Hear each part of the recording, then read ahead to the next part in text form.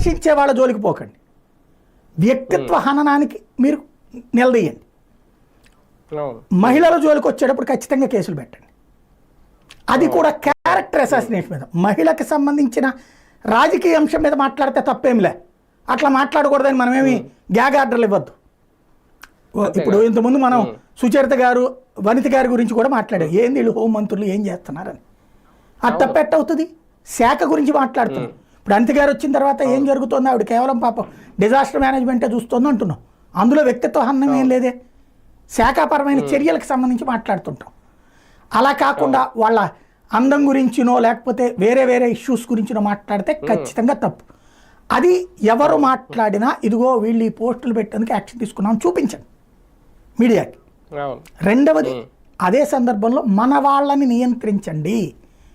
మన వాళ్ళు ఇప్పుడు అదే పని చేస్తున్నారు అధికారంలో ఉండి. అది తప్పు. ఇదివరకు అది చేయలే జగన్, చేతకాల జగన్కి. వాళ్ళు మ్యాక్సిమం అయితే గీతే ఎవడో నాయకుడు కడుపు మండి పెట్టించిన కేసులు తప్పించి అప్పటి నుంచి వ్యక్తిత్వ అన్నం ఉంది.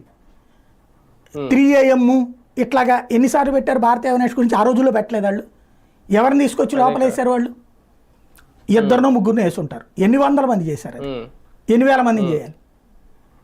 వీళ్ళు బ్రాహ్మణి గారి గురించి పెడతారు, రాహుల్ గాంధీకి వెళ్ళింది, దానికి కౌంటర్. ఎందుకు ఈ దరిద్రం? నీ ప్రత్యర్థి నాయకుడి యొక్క ఇంట్లో మహిళను నువ్వు టార్గెట్ చేస్తే నీ ఇంటి మహిళ టార్గెట్ అవుతుంది.